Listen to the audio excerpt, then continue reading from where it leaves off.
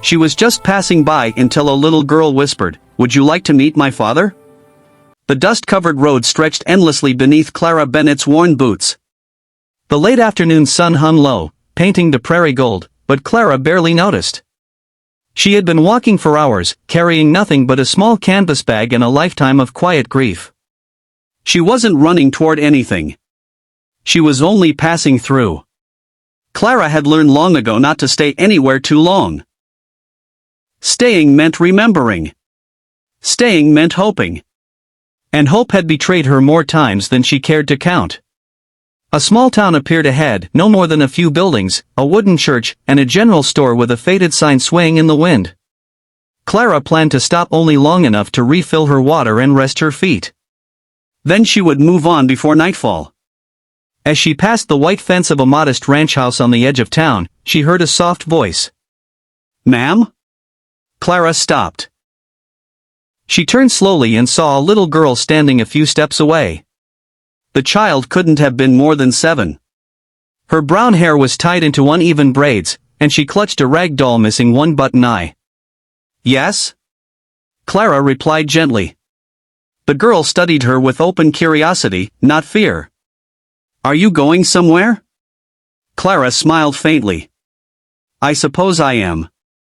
The girl nodded seriously, as if she understood more than she should. Then she took a step closer and lowered her voice, almost like a secret. "Would you like to meet my father?" The question caught Clara off guard. It wasn't flirtatious or curious, just innocent. Honest. "I don't think that's necessary," Clara said kindly. "I'm only passing by." The girl frowned, clearly dissatisfied with the answer.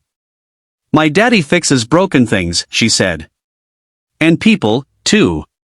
At least, he tries." Before Clara could respond, a deep voice called out, "Lucy!" "Don't bother the lady." A man approached from the barn, wiping his hands on a cloth. He was tall, broad-shouldered, with sun-worn skin and tired eyes that softened the moment they landed on his daughter. "I'm sorry," he said to Clara. "She talks to everyone."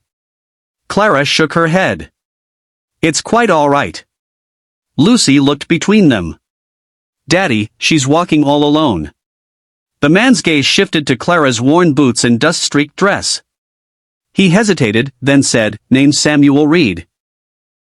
If you're headed through town, you're welcome to rest here a bit. It's getting late." Clara almost refused. Almost. But something in Lucy's hopeful eyes, and something steadier, quieter in Samuel's, made her pause.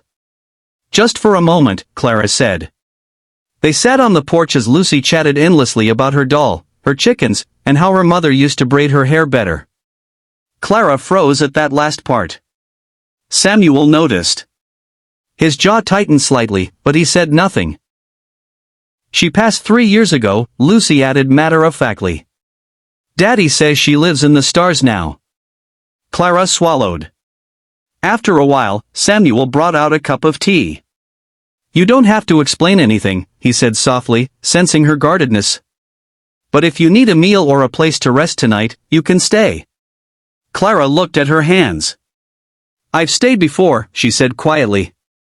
"It never ends well." Samuel didn't push. "Then just stay for supper." That night, Clara sat at a table that felt strangely warm. Lucy laughed as Samuel burned the bread slightly, and Clara found herself smiling, really smiling, for the first time in years. Later, as Lucy slept, Clara stood on the porch, ready to leave while she still could. Samuel joined her. "You don't owe us anything," he said. "But you look like someone who's been strong for too long." The words cracked something open inside her. "I lost a child," Clara whispered. "Years ago. After that, I couldn't stay anywhere. Every place felt haunted." Samuel nodded slowly.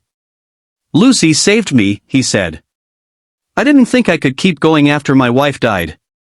But children have a way of pulling you back into the world."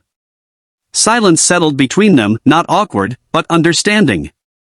"You can leave in the morning," Samuel added. "Or you can stay a day. Or longer. Whatever feels right." Clara didn't answer. Morning came with sunlight spilling across the fields. Clara packed her bag, heart pounding. She stepped outside and found Lucy waiting. "You're leaving, aren't you?" the girl asked. Clara knelt. "I think so." Lucy hugged her suddenly, tight and fierce. "You can come back," she said. "Daddy would like that." Clara stood, blinking back tears. She looked at Samuel, who gave a small, hopeful smile but said nothing. She took one step down the path. Then another. And then she stopped. Slowly, Clara turned around. "Would it be all right," she said, voice trembling, "if I stayed a little longer?" Lucy squealed with joy. Samuel exhaled like a man who'd been holding his breath for years. "Of course," he said. Clara wasn't only passing through anymore.